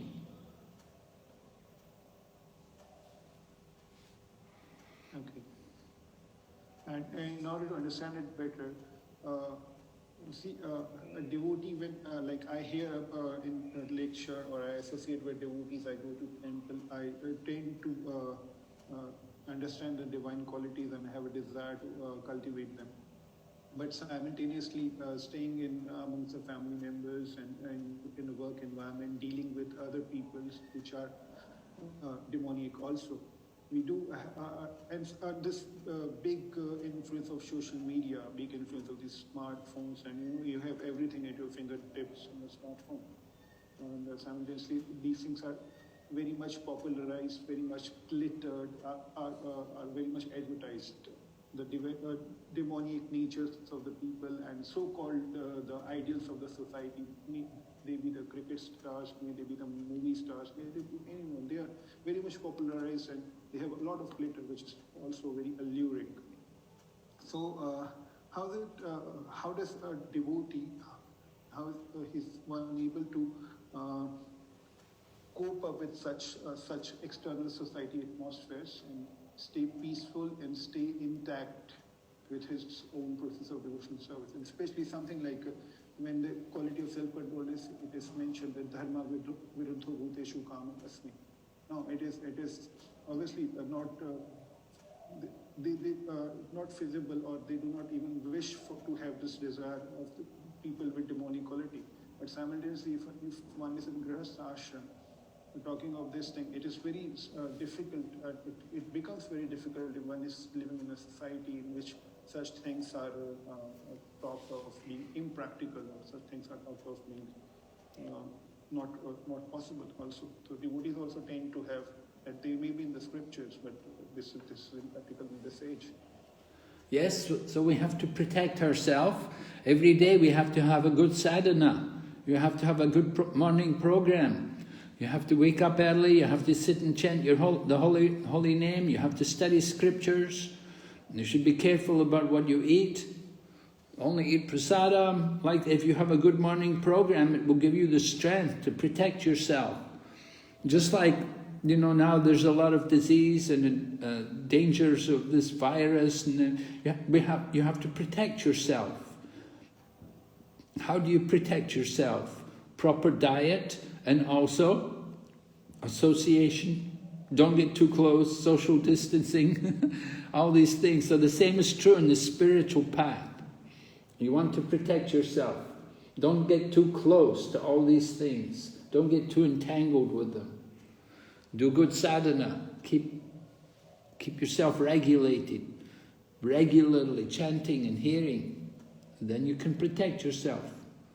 Just like doctors and nurses, they have to deal with all these things every day. They're very careful to protect themselves. So we're also devotees, we have to protect ourselves, guard against this contamination. Right? Thank you. Thank you. Any other question? Yes, Maharaj, we have still 3 more hands. Okay. The next one is Indulekha Maharaj. Hare Krishna Maharaj, my question is that you said that we should have nice devotee children and all in the family. So what happens is children will be like in the beginning they will do the sadhana or whatever, the chanting, all those things. But as they grow up or something, they will leave that habits. So how we can understand why they have become like that? Is it because of the karma, what are they accumulating now because of the association now in this life? Or because of the karma of previous life, they have to go away from that and they're going away from I think it's more due to association in this life. I think it's more due to their association in this life. Somehow they've gone away from it. But there's no loss on your part. You did everything. You did your duty. You gave them the chance. So hopefully, gradually, eventually, they'll come back and they'll remember. Sometimes they grow up middle part of the life, the youth, you know, they want to experience these other things and they just go and investigate and see the material world, and hopefully they'll be horrified and come back and be devotees. Okay. I have another small this one after Sachinandan Prabhu's this one. Maharaj, you said that women should not work and all. But sometimes what happens is there is a single mother or some other reasons for the sake of the house, this one she has to work. Not for like any big, what to say, for comforts or material sense enjoyment, but she has to work. Yes. She has to earn for the family. So what will be the position for her, Maharaj? Well, she should just be careful what kind of environment she's working in. She doesn't want to be working with a lot of men. Try to avoid that kind of situation. Try to find work where she can work with other women. Okay. Okay, Maharaj. Thank you, Maharaj. Well, next we have Ananta Vilas Prabhu. Hare Yeah. Krishna Maharaj, Dandavad. Hare Krishna. Maharaj, I had this question. We spoke about all those qualities in detail very nicely, but does chanting Hare Krishna Mahamantra automatically we get the qualities, or how much percent of endeavor and how much does chanting play a role in these qualities? qualities, developing these qualities? Well, definitely the chanting of the Hare Krishna mantra will play a role, and we do learn from the philosophy that simply by cultivating our Krishna consciousness, all the good qualities will develop. So by contact with Lord Krishna through His holy name, we will purify our consciousness and these qualities will awaken. We will develop them. Of course, they're not all relevant for each and every devotee. We said it depends on our particular ashram and varna. Different people need different qualities. But the idea is that by cultivating our Krishna consciousness, then we will develop whatever good qualities are required. Certainly, it's a major part.